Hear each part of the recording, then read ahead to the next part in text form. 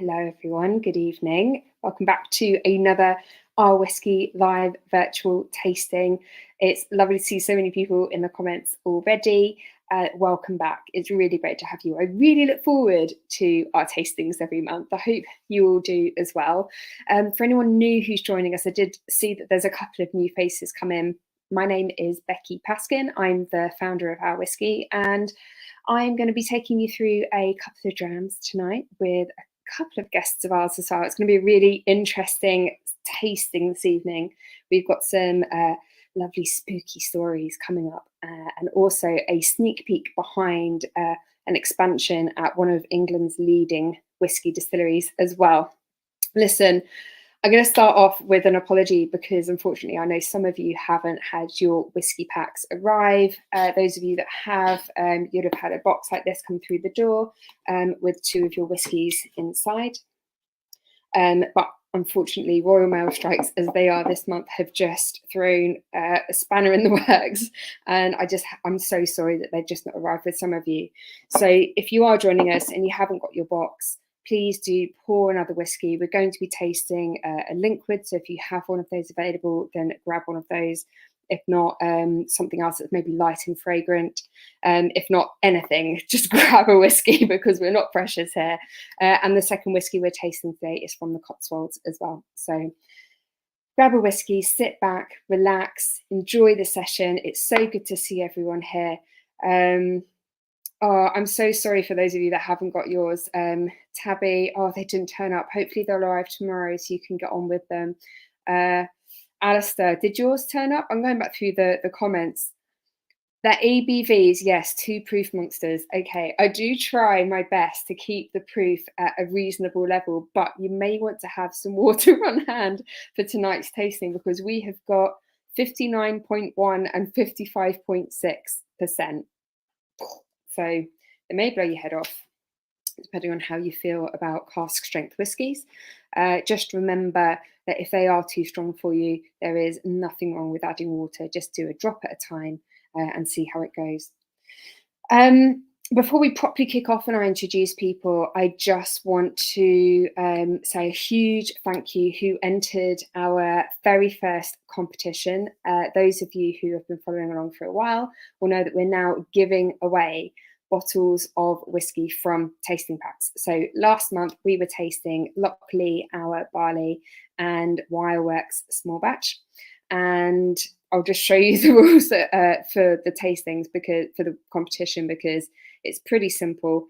All you need to do is be an active OurWhisky subscriber, post about your experience on a social media platform of your choice, Instagram, Facebook or Twitter, ideally.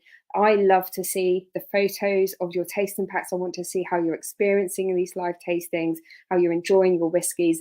Of course, tag us at OurWhisky, then I can see it.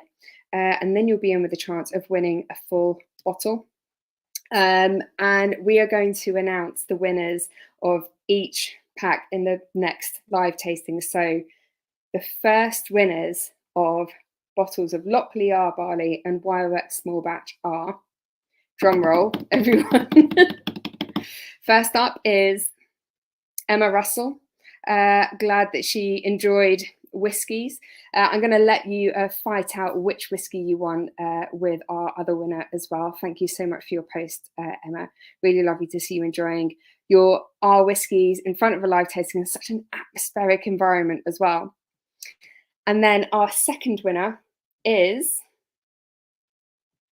hold on, here we go. Chris Ratcliffe. Thank you very much for your brilliant post, Chris. I really love how you've lined up all those whiskies with a fan of the tasting note cards behind them as well. It looks super colourful, and I can see the ones that you need to catch up on as well. Hopefully you will enjoy one of the 2 bottles that we're giving away. So I will let you decide between yourself and Emma what you would prefer, Lockley, Our Barley or Wireworks Small Batch. So congratulations. Those will go out in the post to you and I'll be in touch. For the rest of you, you've got a chance of winning a bottle of one of the 2 whiskies we're tasting tonight. So just once again, those rules for you are obviously be an OurWhisky subscriber, obviously. Post about your OurWhisky experience on social media and tag us. That's all you need to do, and we'll be making sure a bottle gets sent your way. Also, before we get started, I just want to remind everyone that Christmas is, of course, coming up. Now, we don't just do subscriptions for people who want to sign up for themselves. We do gifting as well. So if you did want to purchase a gift for somebody for Christmas, then you can choose from 1, 3, 6, and 12 months as well. So head over to the website and have a look. There's lots of different options there. OurWhisky.com, go and have a look at the gifting part, because oops, that's not the right one. There's lots of different options for gifting. Okay, that's it. I've talked enough. Brilliant. Chris, you are very welcome. I hope you enjoy. Which bottle are you going to choose, by the way, Chris? Because I'm not sure if Emma is watching, but it'll be between the two of you what you decide to have. Right, let's get on with our tasting, shall we? I want to introduce to you our two speakers this evening. First up is the lovely Alice Pearson, Distillery Manager of Cotswolds. Hi, Alice. Oh, hold on, mutey. There we go. There we are. Hello. Hello. Nice to see you. How are you doing? Not too bad, thank you. How are you? I'm really well. That's some whiskey selection behind you. Yes, yeah, I'm in the blending room on site, so yeah, got a nice background today. Perfect. Very nice. Thank you so much for joining us tonight. I am really looking forward to getting stuck into the Hearts and Crafts rum cask. And our second guest this evening is, of course, Daryl Haldane from Fable. Hey, Daryl, how are you? Hello. I'm very well. I am devastated that nobody ever introduces me as the lovely Daryl Haldane. That's thanks, Becky. You've got to work on that. You know, it's my fault, not yours. That's fine. Right, maybe you should prefix it. I told you to fix the name. Yeah. On your screen. The lovely Daryl Haldane. I had the chance. Yeah, nice to see you guys. Nice to have you. I think what we'll do is kick off with the Fable. Because Linkwood is a nice green, grassy, fragrant style of whiskey. So we always want to taste whiskies in order of kind of a lightness all the way through to heaviness, if possible, even though I think it is slightly high with ABV, but that's the one we'll be kicking off with. So if you guys at home have got your Fable to hand, your Fable Linkwood, that's this bottle here. Where is it? Sorry, right, there you go. And I'm never sure whether that's written the right way around or not. And I know everyone's going to tell me, particularly Tabby's going to be like, Becky, it is the right way around. Don't worry about it. But Daryl, I'm going to let you kick off. Can you tell us a little bit about what is Fable? Yeah. First of all, what is Fable? It's a new independent bottler, isn't it? Yeah, we're a new independent bottler, and I mean, let's look at independent bottling generally. I think there's a lot of new players in this space, you know, who are looking to bring brilliant whiskies in a slightly different way, that's maybe not bound by some of the rules maybe that some of the established brands have. And there's a lot of distilleries out there that, you know, Becky, you've had a few, I know, in OurWhisky previously that people don't know that much about. They haven't really had an opportunity to explore them, because the reality is, many years ago, up until fairly recently, a lot of the malt whiskies were contributing to blends, and blends were the whiskies that were transported all over the world. But in the last 20 years, malt whiskies have obviously become more popular. So, you know, there's a lot of whiskies out there that are still yet to be explored, and that ultimately is what we feel at Fable we have an opportunity to do. But I think the story of Fable, there's sort of two sides to it. There's two gentlemen that I actually have known for forever. As long as I've been in the drinks industry, I've known these two guys through different avenues, Andrew Torrance and Callum Laurie. And they'd worked together on a couple of projects before, and they really wanted to create an independent bottling themselves. And Callum, really close friend of mine, massively interested in design and how things look. He's always immaculately dressed. He's always makes so annoying. He always turns up and looks so good. But he is into aesthetics and design. And Andrew's, you know, been in the whiskey industry specifically for quite a long time. So they kind of got together, and Fable really is the kind of outcome of their creativity, of some of their inspirations and their experiences in whiskey. So when I started to talk to them, well over a year ago now, and they had only just started in June in 2021. So it was I was in quite early. I started with the guys in September. We started this thing, and we've managed to get it going, and it's been really amazing just to see the response. And art and illustration is something that comes through obviously very powerfully in Fable, and it looks very different to kind of a lot of the independent bottlings that are out there with the artwork and the illustration. And we'll come on to that in a wee second, because the storytelling ultimately is what we're trying to do. There's a story, the Ghost Piper of Clanyard Bay, which comes from the southwest of Scotland. And it's a great story. And within that story, there are lots and lots of characters. But the kind of root of the story really is there's this fable of old, there's fairies that live in these cliffs, and a piper and his dog go in there one day to explore a little bit further. And most people in the area of Clanyard Bay, on this hilltop town, wouldn't normally go down. And the piper goes in and he explores the caves, and the caves basically capture him, and he ends up getting stuck in these caves and never is seen ever again. But at night, when the wind blows and the rain lashes the cliffs, apparently you can hear the pipes whistling in the wind. And it's just a great story, but there's so many elements to it. There's, of course, Clanyard Bay itself. There's crows, there's the hound, there's the piper himself, and there's a lot of interesting elements to that story. We met a guy called Hugo Queller, who's a Bolivian fella, who'd actually lived in Edinburgh, big illustrator, and he heard the story and was really inspired by that story. And it was with Hugo that we collaborated with on the labels, and that's kind of why they look the way they do. It's quite different to his normal style, but he's got a slightly warped mind, I think I can say that, in a positive way, and he kind of went for it, and what he created was something that we really loved, so we continued to do that.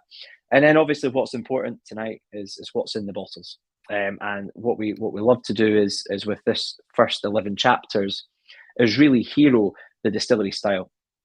We could easily have gone to Jerez, which would be my comfort zone, going over to Spain, get some beautiful sherry casks, bring them over and dress these whiskies up in different ways, and that would have been loads of fun. It could have gone to Porto or Madeira or Marsala. But actually what we chose to do was to keep these whiskies as kind of pure as possible, let that distillery character really come through. And actually that's been something I've really enjoyed as part of the process, is seeing these whiskies kind of as they were intended by the distilleries. And this Linkwood is a brilliant example of that, especially because it's a wee bit younger than a lot of the whiskies. We're sitting here at a 7-year-old, and a lot of people might say, oh, that's very young, it's not quite ready. But actually, Linkwood as a distillery, very elegant. Becky, you'll remember some of the flora and fauna bottlings that were kind of the original proprietary bottlings, and there's some older Linkwoods out there as well, that are from a sort of different era. And there's a few independent bottlers out there of Linkwood too. And I've always found this grassy, fresh, elegant style of Speyside whiskey super appealing. And I have a slight guilty pleasure as well. As a young guy brought up in Scotland, obviously I've got a sweet tooth.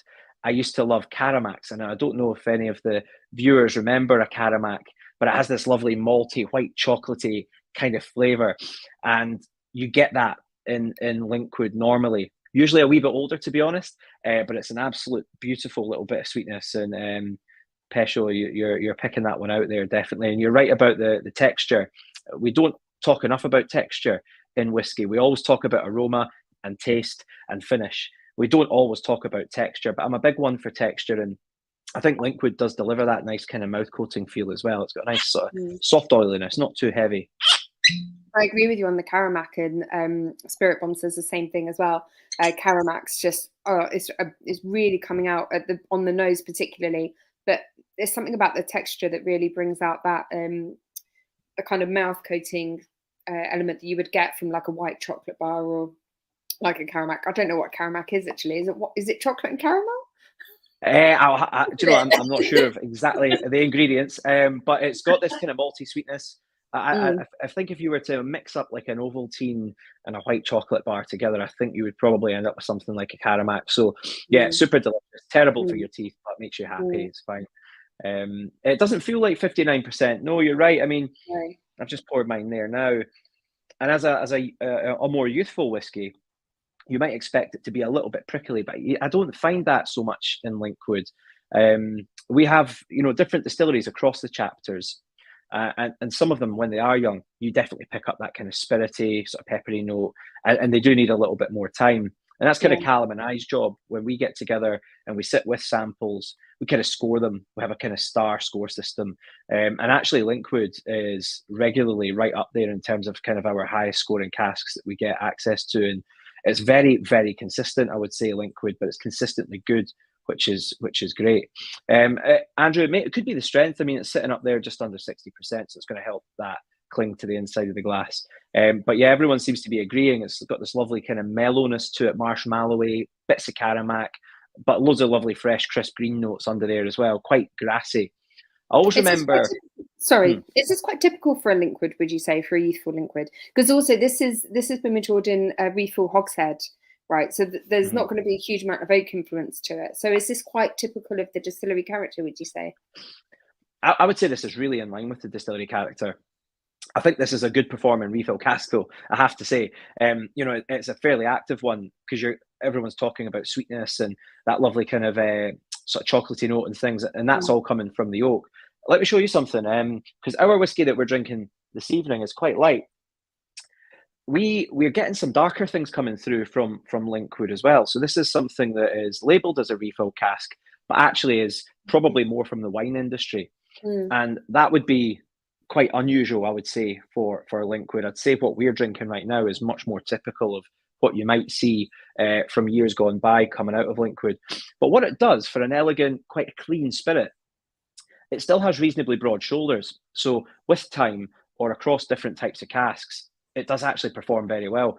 And these heavier notes can complement what is a fairly light style of single malt really nicely. But yeah, I think it's a really good distillery. It's something that at this time of the evening, a little bit earlier on, it's got a little bit lighter sort of style. It works really, really nicely. It's one of those super reliable distilleries because, like, not only is like the single malt, it stands up to maturation really well at a variety of different ages, different cask types. It's the backbone of quite a lot of different blends, particularly blends like Johnny Walker. Linkwood is owned by Diageo, so the same company. But also, this is a historic Speyside distillery, 1821, I think, and it's been around for a good couple of 100 years, and I think in all of that time has not really closed. It closed a little bit, a few years in the 80s, probably a few years obviously during the wars and stuff. But you're right, it's been a real sort of steady eddy in that respect. What's interesting actually about Linkwood, it doesn't have a visitor centre, so people can't just go over to Linkwood and knock about and have a wee wander. But it's an interesting one because it's got the old pagoda roofs, but then it's got the kind of late 60s, early 70s still house with the kind of sort of straight glass windows and things like that, almost boxy kind of still house. So it's got kind of really quite unusual kind of mismatch of its history. Actually, it's not particularly well polished up or anything like that, but it's a fascinating place, and a whiskey I've always enjoyed. Many years ago, I did work for Johnny Walker for about 5 or 6 years, and I always remember the green label as a blend of malts that Linkwood was a big contributor to. And green label is like a green whiskey. It has a lot of those apples and pears and slight toffee kind of apple type characteristics, and a lot of that will be gifted by the Linkwood contribution, which is really pleasant. I don't know if you've added water yet, Becky. Have you had a wee splash? I haven't. No. Let's give it a go. I've added a little bit, and the orchard fruits really jump out. I don't know what the viewers think if you have added a little bit of water just to see how it kind of changes, but I personally think that the orchard fruits are coming through just that little bit more of slightly lower strength. So with Fable, Fable is obviously the brand, and your first release of whiskies is all divided into chapters, and each chapter explores one distillery, and there are a variety of different releases underneath that distillery. So you've got several Linkwoods, different varieties of different Linkwoods under the folk chapter for this particular whiskey. Is that right? Yeah, that's exactly it. So under folk, which is Linkwood, you might have 8 or 9 casks that have been released under that. Some have been released slightly older ages, sort of 10, 11, 12. Some have been released at sort of 7. So, and what's fascinating is exactly as I just sort of mentioned there, is because it's a single cask and because we're an independent bottler, we want people to explore these distilleries and get to know them. And we really want that kind of spirit style to come through. And it's really cool because if we do get a slightly older cask, or a cask that's maybe got a slightly different origin, it enables people to kind of go through that little journey if they find a distillery they really love. Because these are what I would call the B-side distilleries. A lot of them have been part of the old Flora and Fauna range. It's Benrinnes and Blair Athol. We've got Kalila there, which is more noticeable now because it's been kind of chugging along for a few years now. But I love Kalila because there's an elegant style of Islay whiskey. It's a really clean sort of style of spirit. And then we've got Manic Moor, which doesn't seem to be that well explored, but some of those whiskies are absolutely sensational. So as we move through some of these different distilleries from the Highlands, from across on Islay, and then Speyside, we've had access to some really, really beautiful casks. And regularly when we go to, whiskey shows and events and things like that, a lot of people are quite drawn to this younger Linkwood. We have one other, which is not too dissimilar, which is Glenelgan, which we have bottled at 7 years old at slightly higher strength. And I think those two distilleries really do actually kind of come into their own quite early on. And other distilleries, Dallywin's a good one. It doesn't. It definitely needs that sort of 10, 11, 12 years in maturation. Yeah. Yeah. So going forwards then, will you be doing another story at some point with a whole different set of distilleries and explorations? That's our plan, very loosely at the moment. And Callum and I and Andrew, we're kind of constantly talking about, I wonder what that would look like. What would a Fable 2 kind of be? Would it be an exploration of sherry casks, or would it be similar to what we've done, chapters with casks that sit under that are kind of attributed to characters? We don't know, but we do like the format. And what we have noticed is that people really like it.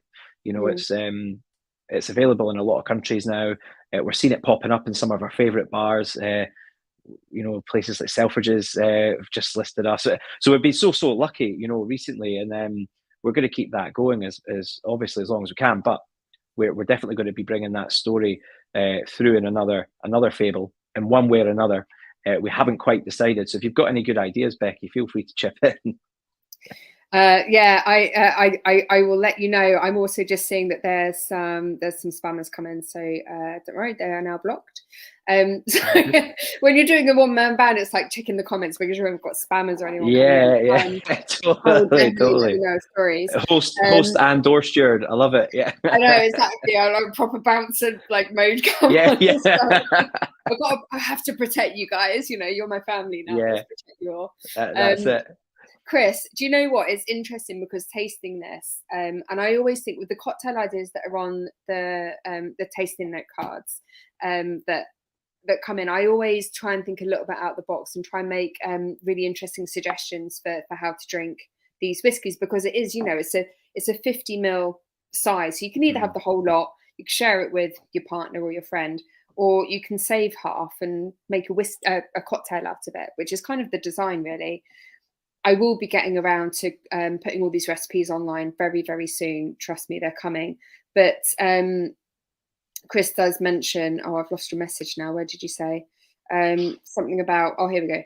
Wishes that he had some coconut water handy, because I think this would make a cracking highball with some coconut water, with some soda in that as well. I think that'd be absolutely beautiful. I love that. It's such a lovely idea. Coconut water is so subtle, can be. Most of the time it is. And this style of whiskey would work really, really nice. I like that idea. Yeah, particularly that kind of Caramac, minty apple kind of character to it, I think would work brilliantly with coconut. Daryl, you mentioned stories and different stories we're moving into. Yeah. I do have a video of the Piper of Clonyard Bay that tells the story. If everyone's up for it, shall we watch it? Let's have a play, because I think it really brings to life. Let's see if it works. It really does bring to life what Fable is all about, what the brand is about, what you're trying to do.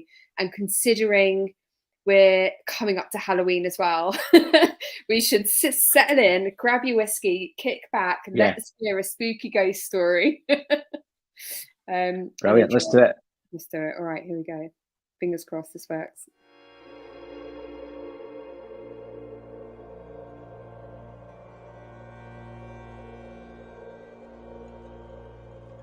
The Ghost Piper, of Clanyard Bay.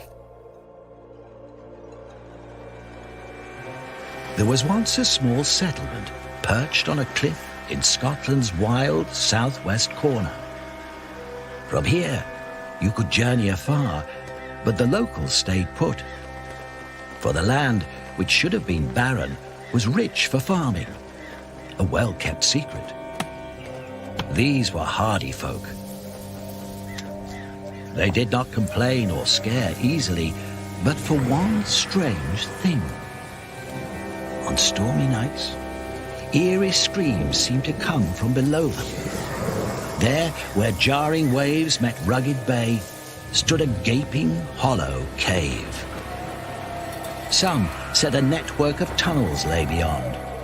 Inside it lived wicked fairies. No one dared venture into the cave for fear of their very lives.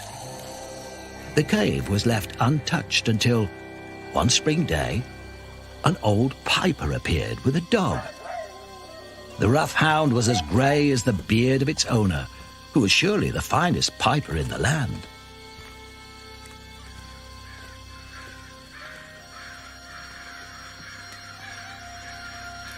The bagpipes were crudely made, and yet from them came a merry sound that even stopped the crows from cawing.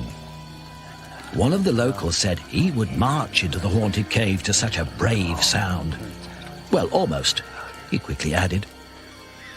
The remark stopped the piper from playing, and an odd expression fell upon his face.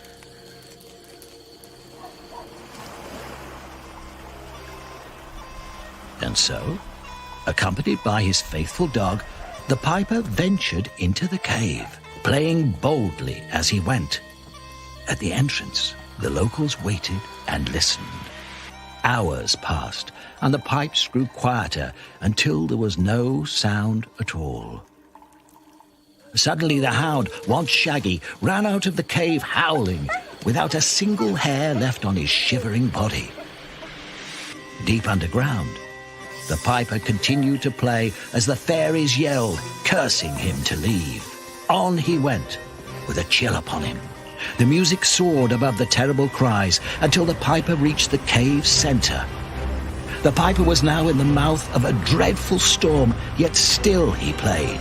Furious at being bested by a human, the fairies departed, leaving a labyrinth of mazes behind them to trap the poor piper inside. The piper was never seen again, and the cave's entrance is now long gone. But hear me, stand on that cliff in the middle of the night, and a faint melody of pipes can still be heard, coming from the depths below.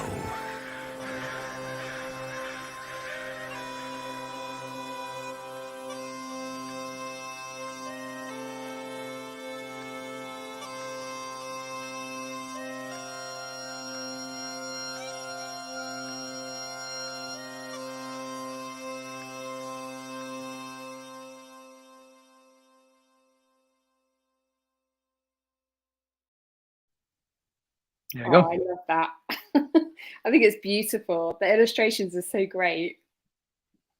Yeah, it's really cool, and it is. It's lovely as well when people, when we're out and about and people come up and say, "Oh, I was on the website and I watched the video," or "I love the ghost." What's funny is people pick their favorite characters, and they're kind of they do find out almost through the characters about a wee bit about the distillery, but quite often people, "Oh, I love the hound," or "I love the moon," and it's brilliant because. You know yourself, Becky, it's nice to talk about distilleries and the way things have been made, and we can focus on the tales of production.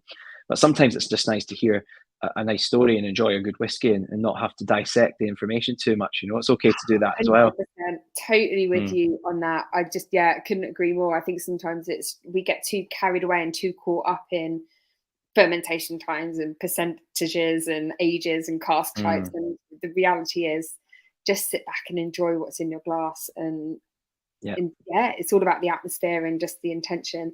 There was one question while we were showing that video from Chris. He says, how does this expression differ from the 12-year-old in flavour and proof. I assume he means the flora and fauna 12.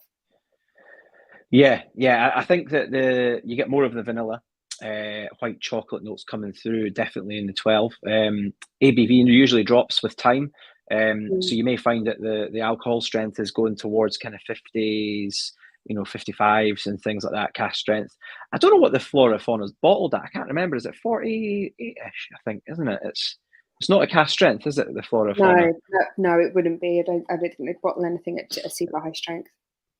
Yeah, so I mean, the strength will naturally drop with time, but even compared to our bottlings that we have, so the one that this slightly darker one that I had here is a 12 years old, and the strength has come down to 55.8.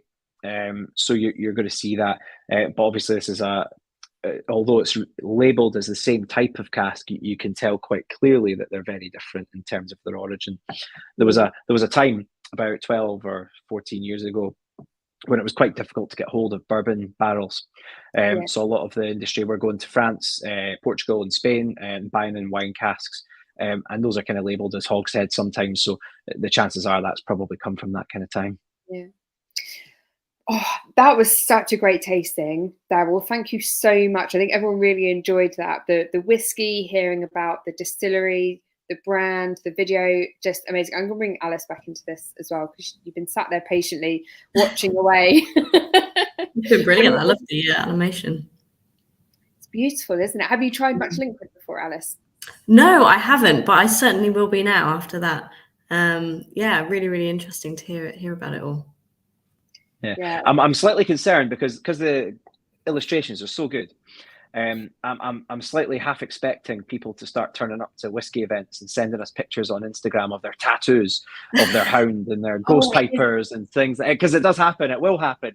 I don't think it's happened yet. Callum can correct me if he's watching. He can chime in. But yeah, I'm waiting for that day because it'll put a wee smile on my face. It's a very tattooable brand. It is totally.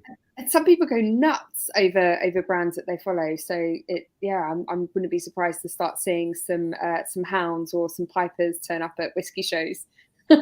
Yeah, totally. But I'm glad you enjoyed it, and really good questions as well.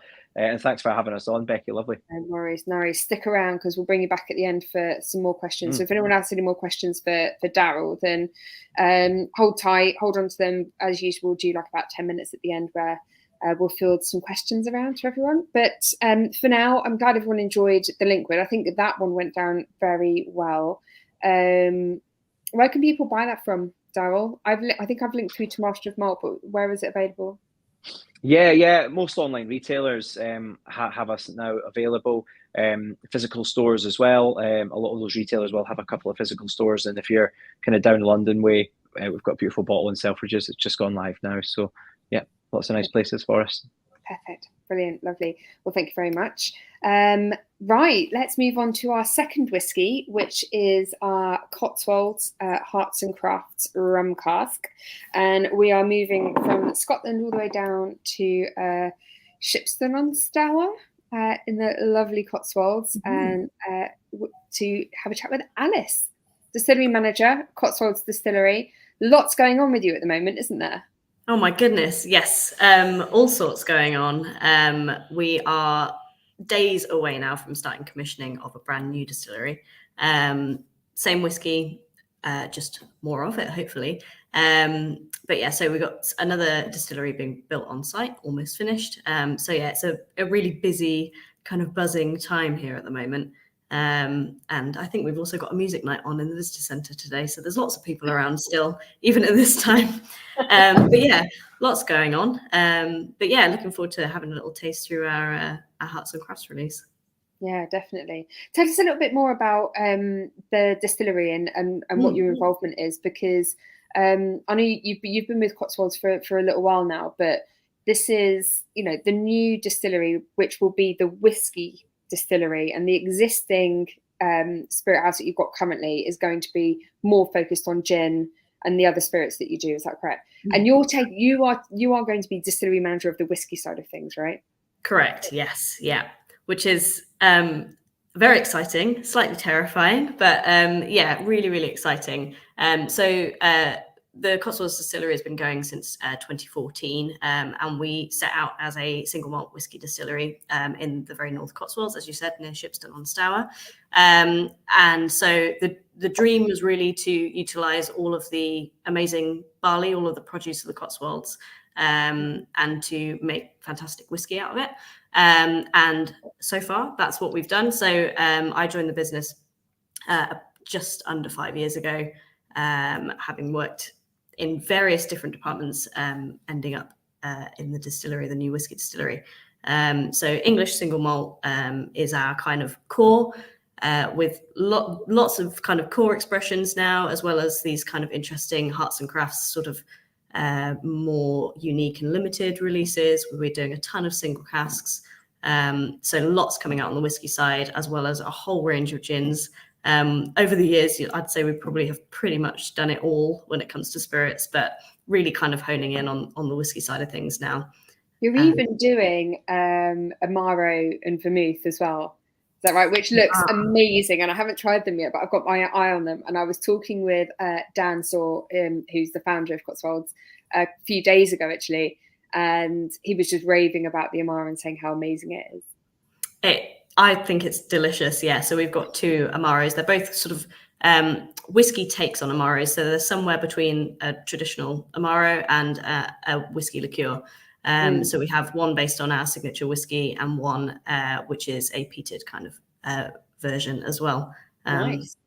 They are, very, very unique, but really delicious, and something a bit different if you like whiskey, but you want something a bit sweet or a bit bitter as well. They're definitely going on the list. I love making cocktails with Amaro. I think it's so versatile. So really pleased to see that it's being made by an English distillery. There's a few British Amaros. It's traditionally an Italian liqueur. So really nice, or aperitif rather, I should say. So it's nice to see some being made in England. A few comments in already. I knew this would happen, Alice. The second we talk about there's a new distillery being opened. So Chris says Cotswold seems to have crossed over into main retail in the UK, both with whiskey and gin, which is brilliant to see. What's the production volume of the current distillery? And I suppose also an add-on for me is what's the production volume going to be in the second distillery? Sure. So current distillery, we make about 125,000, or have the capacity to make 125,000 litres of alcohol a year in whiskey, which equates to about 2 and a bit barrels a day in kind of full-fledged production. And the new distillery will be 4 times the size. So everything is the same kind of scale or sort of ratio, but 4 times the size. So we will be going up to having the capacity for 500,000 LPA litres of alcohol a year, which is a really big kind of milestone, really. But interestingly, the new distillery is operationally almost exactly the same as the old one in a lot of ways. We are still very, very manual. We have kind of, little to no automation, really. Every valve is turned by hand.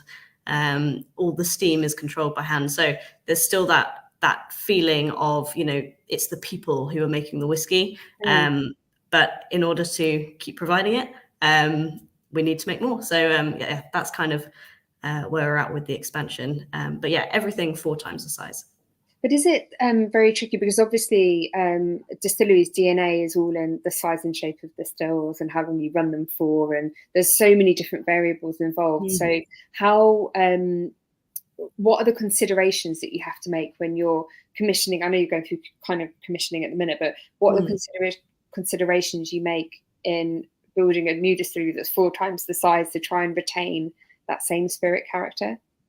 Yeah, so I think the proportions of everything is obviously sort of very important, and keeping your raw materials the same, of course. So we're still using barley floor malted at Warminster Maltings, Cotswolds barley.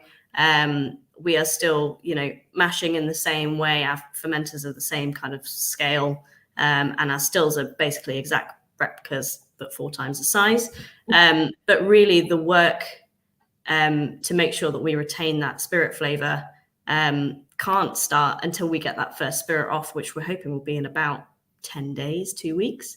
And once we sort of know what we're starting with, we'll then spend however long it takes to hone in on and match the previous spirit in the new distillery, which is a very kind of unknown job. It's something that not many people get the opportunity to do, and we don't know, how big that project could be until we taste that first spirit.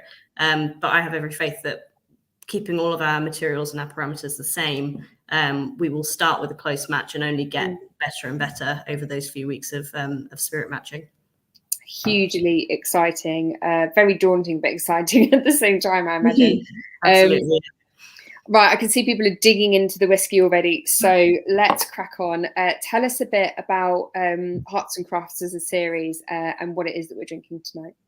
Yeah, absolutely. So Hearts and Crafts is a annual release from us. So the rum cask that you're trying tonight will be the third release. So and the name Hearts and Crafts is based on kind of showing off or talking about the arts and crafts movement that is a really big part of Cotswolds history. It represents, all of the artisanal craftsmanship that has been a big part of the history of the area in all kinds of forms, various sort of art forms and craft forms. So the Hearts is a little play on words, being the hearts of the spirit run. So Hearts and Crafts is the name of the series. And the idea with it is to kind of showcase, sometimes, not necessarily always, but the more unusual stock that we have, usually based on kind of one sort of cask seasoning, often French oak, but there's a lot of flexibility in that. But so far we've had some really kind of interesting things. So our first Hearts and Crafts release was a Sauternes release, which was really delicious, very kind of light to go with our sort of very light, delicate spirit that we produce here. So Sauternes was the first one. Pinot de Charente was the second. So two sort of dessert wine style. And so we've gone for something a little bit different with this third release of rum cask, so Caribbean rum. And my favorite thing about this is the balance between being a rum finish, but having a really true whiskey taste.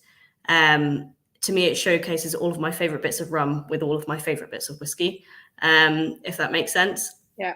So they are refurbished French oak casks, so ex-red wine French oak casks, which are then kind of rejuvenated and seasoned with Caribbean rum. So I think I've seen lots of comments about brown sugar. Absolutely jumps out at me as well.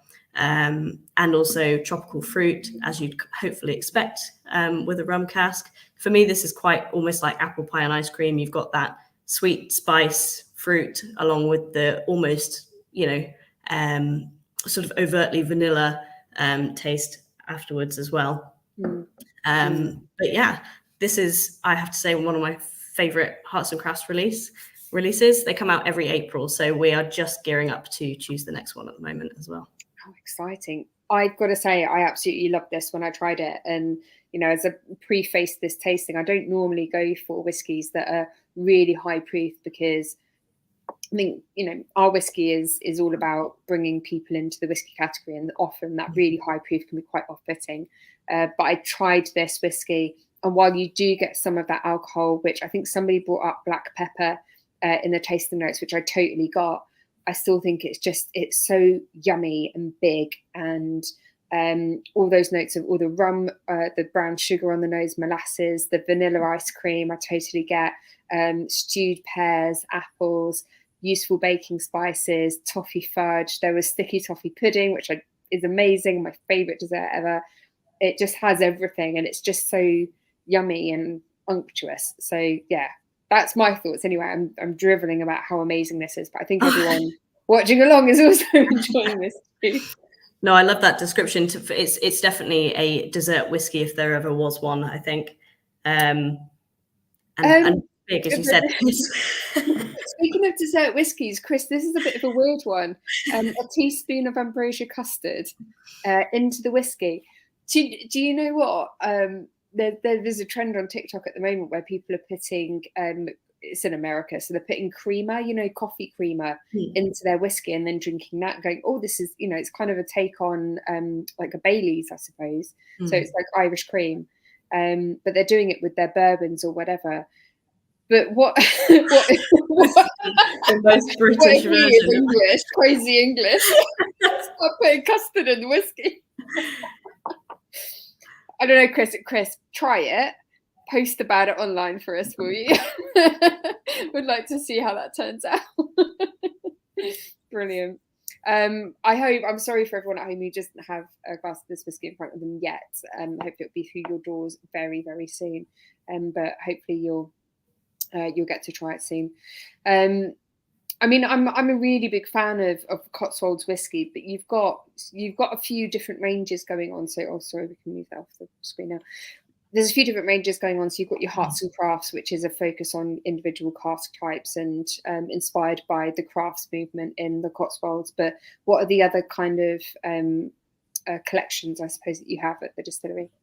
Yeah, so most notably and most excitingly at the moment, we've just released our first in another annual release that we'll be doing of our Harvest series. So based around kind of the harvest time in the Cotswolds, this is looking to be more of a display of our blending skills at the distillery. So Hearts and Crafts, thinking about it more as kind of the weird and wonderful, exciting, big, bold flavour. And although you get a lot of that in the Harvest release, it's definitely more of a focus on the kind of fine art of blending and really showcasing our maturing stock and the variety that we can kind of produce from what we've got. So our Harvest release and also comes in a lovely kind of tube with some beautiful artwork on it as well. So we've got Harvest and Hearts and Crafts that will sort of come out each year, April and sort of harvest time, respectively. Very exciting. And don't forget, if you want to win a bottle of the lovely Cotswolds, I have, where am I? This one here. Do you have one behind us here? It's beautiful. Let me see if we can bring it in. You have a bottle as well, don't you? Here we go. Yes. That the artwork is really pretty. Does this change from bottle to bottle? Yes. So each Hearts and Crafts release will have a different William Morris wallpaper design on the tube. So that's what these designs are. So quite a nice sort of collectible looking item as well. But yeah, each one will be unique. And again, that ties into the arts movement that all of this is based around. Very nice. So both of these bottles, there's the Folk next to the Cotswolds up here. Both of them are available to win. So I don't want to keep them. They're for you guys. So make sure you post about your tasting, and next live virtual tasting will be announcing the winners and giving those away. So let us know.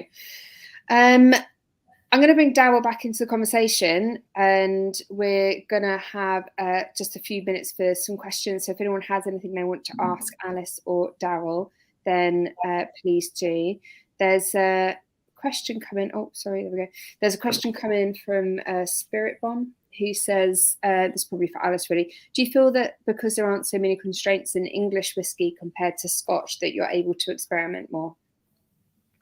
Interesting question. I think a lot of people are. There are English whiskies doing all of the weird and the wonderful. And I think the nice thing is that we're able to choose what kind of balance we'd like in that kind of area.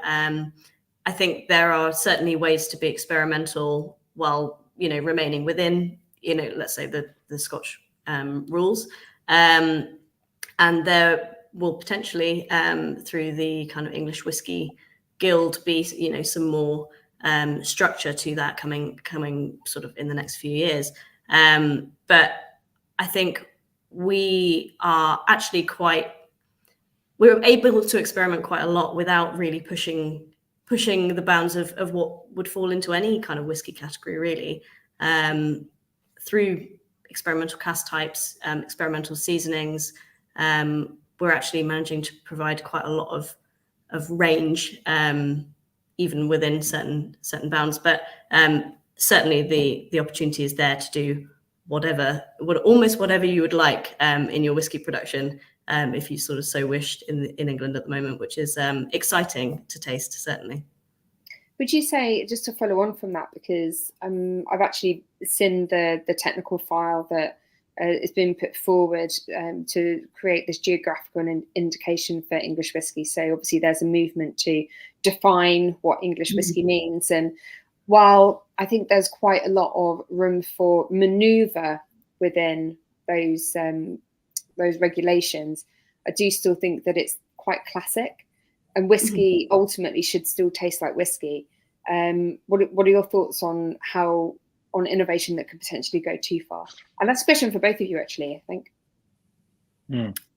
Yeah, I mean, I like what I like about English whiskey, and the opportunity is, years ago we used to use things like Barolo casks in Scotch.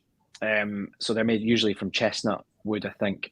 We are not allowed to use those, and I think they're a bit of a bugger to work with. I don't think they're very reliable, but the idea of using something that would have been landed in the UK at one point and then would be reused by distillers, I think is a really good thing to do. It doesn't have to be made from oak. Now in Scotland it does, in England it doesn't, right? So that may change, and I hope that when there is more structure and it does come through, that there's more of there's still an opportunity to do things differently, that you don't just conform, and therefore the location is the thing that makes it different. I don't see the point in that. I think you've got such a good opportunity to do things in a way that you may have done in the past, or a way that's different to how we're doing things in Scotland. And the Barolo cask is just one example, but I'm sure there's plenty that I can't think of at the moment. Is that kind of, I mean, I don't know about the both of you, but I see a movement, not just in English whiskey, and this seems to apply to what I call New World whiskey. So whiskey from countries that aren't traditionally making it. There seems to be a move towards really making a style that's reflective not only of their locality in terms of climate, but also in terms of the people around them, the different businesses, partnering with breweries and wineries in their local regions, and also employing local people as well, and really creating a spirit that's a reflection of everything that's around them culturally, geographically, climate-wise. Is that something you're seeing as well, and particularly in English whiskey, Alice? Yeah, absolutely. And I think it's one of the things that means that you can be a truly unique whiskey and a truly kind of unique brand without, necessarily having to just go for the wacky all the time.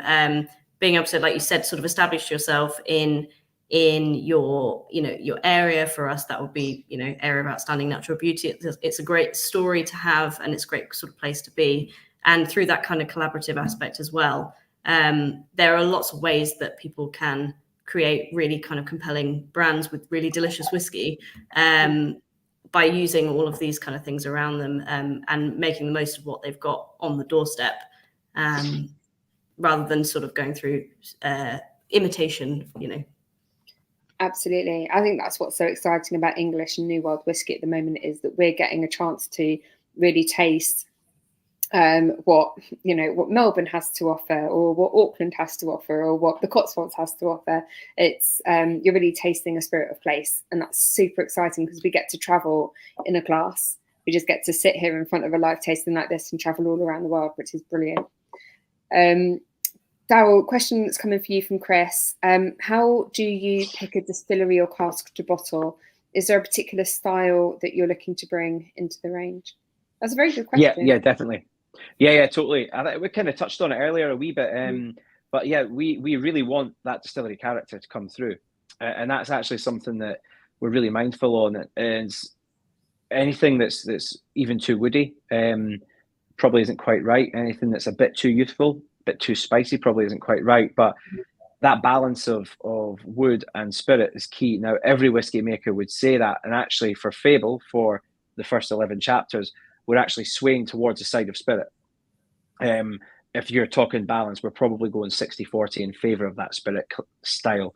We really like that to come through, which is why we have released some of the younger whiskies from Linkwood and Glenelgan, because they really express themselves brilliantly at that younger age. And then a few of the other distilleries that are a bit heavier, have got a bit more heft to them, probably at sort of 10 or 11 years old, because that's when they start to come into their own.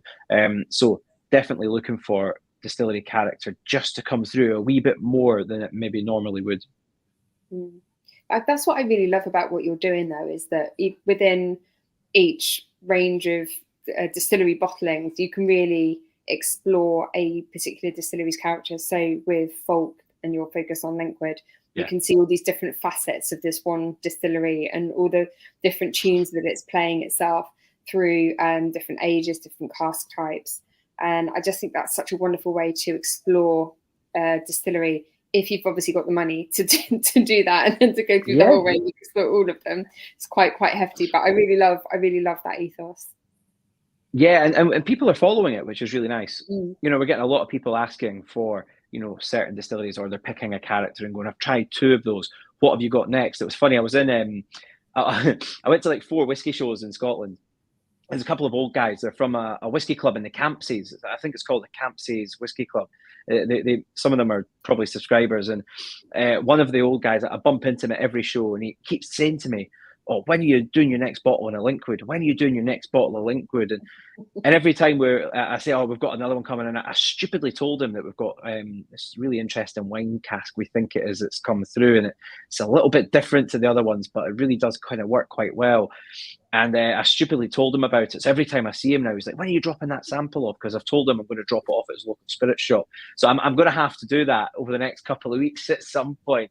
But I love that. It's just one example of someone who is following not all of our chapters. He's actually honing in on 1 or 2 and asking when the next cask is coming. And that's really cool. That's really interesting that someone's doing that. Nice. I like that. Just out of interest, people who are following along tonight, have you tried much Linkwood before? Have you tried these 2 whiskies before? And let us know if you have or you haven't. And also whether you've tried much Cotswolds or other Linkwoods before as well. I'll be really interested to know. While you're all answering that, Alice, there's been a couple more questions come back in for you. Both from Chris. Chris, I think you get the Star Commenter Award today for asking all the questions. What is the White Pheasant new make like? What do buyers do with it? And then there's a second question that says, is the Hearts and Crafts bottling an STR wine cask that's been seasoned with rum? Okay. On the Hearts and Crafts bottling, it's not an STR wine cask. It's an ex-red wine French oak cask. So our STRs are all American oak.